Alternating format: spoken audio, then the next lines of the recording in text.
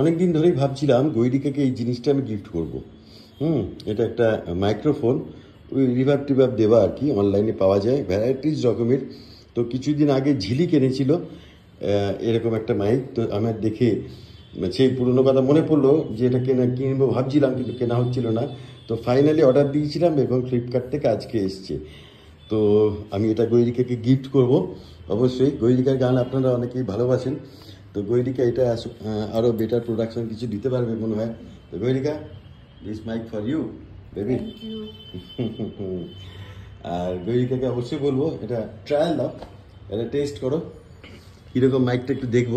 একটু এদিকে ঘুরে বসো, সুবিধা হবে। আসলে বিষয়টা হচ্ছে যে একটা ইনসিডেন্ট ঘটেছে আমাদের, মনটা খুব একটা ভালো নেই। তবু চন্দন অর্ডার দিয়েছিল অনেকদিন আগেই, আর এসে পৌঁছেছে আজকে। মানে হয় না একটা ইনসিডেন্ট। আমার মামা বহুদিন অসুস্থ ছিল, তোমরা জানো, 3 বছর প্রচুর যুদ্ধ করলেন। গত বৃহস্পতিবার মামা চলে গেছেন, আমার একটাই মামা। আর মামার সঙ্গে না আমাদের প্রচুর স্মৃতি, প্রচুর ভালো স্মৃতি।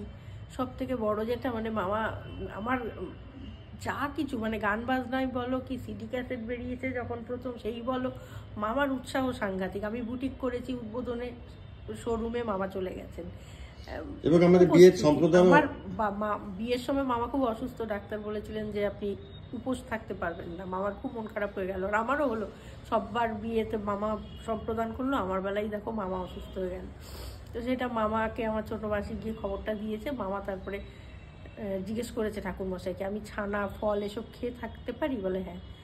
তারপরে যে আমিই করবো সম্প্রদান, সবারটা করেছি ওরটা করবো না, আমিই করবো, এরকম আর কি। মানে মামা সব কিছুতে ছিলেন, আমার বাবার জন্য প্রচুর করেছেন, প্রচুর, মানে বলার। এবং শুধু করেছে সেটা নয়, মামা কোনোদিন সেটা প্রকাশ্যে কারোর কাছে কখনো বলেনি যে আমি এতটা করেছি। বাবার চিকিৎসার সিংহভাগ আমার মামা পালন করেছে, কিন্তু কোনোদিন বলেনি। যদি আমরা বলেওছি মামা তুমি এত করছো, কেন দিচ্ছ, তোমারও তো একটা ইয়ে আছে, বলে ওরকম বলিস না, ও আমাদের বটগাছ, ওকে বাঁচিয়ে রাখতে হবে, এইরকম আমার মামা ছিল। তো যাই হোক, মামার নামটা বলো। মামার ভালো নাম হচ্ছে রথীন ভট্টাচার্য। মামার স্কুল টিচার ছিলেন, ইচ্ছাপুর হ্যাঁ বয়েজ স্কুলের টিচার ছিলেন। ইকোনমিক্স আর পলিটিক্যাল সায়েন্স, ইংলিশ তিনটেই পড়াতেন। প্রচুর ছাত্রছাত্রী আছে মামার। আর ডাকনাম মানিক, ডাকনাম হিসেবেই মামা বেশি খ্যাত, মানিকতলায় বাড়ি। তো সেই জায়গা ভীষণ, মানে ভীষণ ভালোবাসতো, জানো তো। তো সেই জায়গা থেকে মনটা ভালো নেই, আমার একটাই মামা। তবু এটা নতুন এলো আজকে, তাই জন্য একটু টেস্ট, তুমি টেস্ট না করলে ব্যাপারটা হচ্ছে না। আমি বেশ কিছুদিন আগে অর্ডার দিয়েছিলাম। তো সে যাই হোক, আমি তো সবার ক্ষেত্রেই আমার যা ক্ষমতা গান, সেই দিয়েই শ্রদ্ধা জানাই। তো আমার মামাকেও আমি চেষ্টা করব সেটা দিয়ে একটা শ্রদ্ধা জানাতে। এবং এই মাইক হাতেটা আমার আত্মীয় স্বজন সকলেরই খুব পছন্দের, যে আমি মাইক হাতে থাকি। আমার বাবার ছিল, আমার মামারও ছিল। তো সেই মাইকটাই আজকে যখন এলো, তখন খুব মনে হচ্ছে যে ঠিক আছে একটা গান গাই।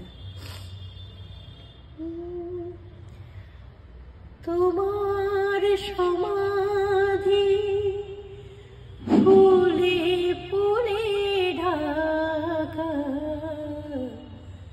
কে বলে আজ তুমি নাই, তুমি আছো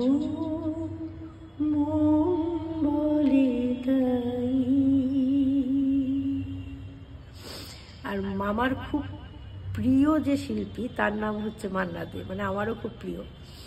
মান্না দের একটা গান মামার খুব পছন্দের ছিল, আমি সেই গানটা একটু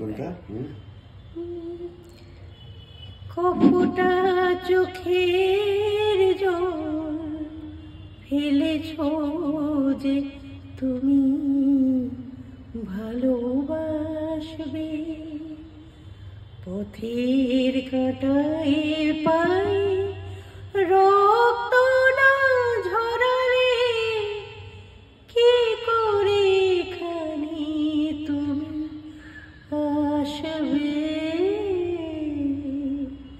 কপটা চোখের জল ফেলেছো যে তুমি ভালোবাসবে। তোমরা সকলে ভালোবাসো আমার গান, সেই জন্য চন্দন এটা কিনে দিয়েছে। হ্যাঁ। চেষ্টা করব পরবর্তীকালে আমি এটা হ্যাঁ, দিয়ে তোমাদের কিছু গান গান শোনানোর। শোনাবার। মুডটা একটু আরে, ভালো হোক। অটো রিভাব আছে আর কিছু সেটিং করতে হবে, আমি এখানে পারিনি। জানি করবো না এটা, এখনো হ্যাঁ। সেগুলো কিছু। ঝিলিককে জিজ্ঞেস করতে এইটার হবে, সঙ্গে বোধহয় মিউজিকও বাজে ভেতরে, দেখতে হবে। ঝিলিক একদিন চলে এসে ট্র্যাক দেখিয়ে বাজে, এরকম কিছু ব্যাপার আছে। তো যাই হোক, যাই হোক, নতুন তোমরা- জিনিস আপনাদের জন্য হ্যাঁ। দিলাম, আর মামার আত্মার তোমরা একটু শান্তি কামনা প্রার্থনা করি। করো। আমার মামা খুব কষ্ট পেয়ে চলে গেলেন, খুব কষ্ট পেয়েছেন। মামা এটা পাওয়ার কথা ছিল না, রিজার্ভ করে না। এত ভালো মানুষ হয়তো হয় না এই যুগে। যাই হোক, আসছি আবার পরে। যেখানে থাকুক ভালো থাকুক। ভালো থাকবে, টাটা।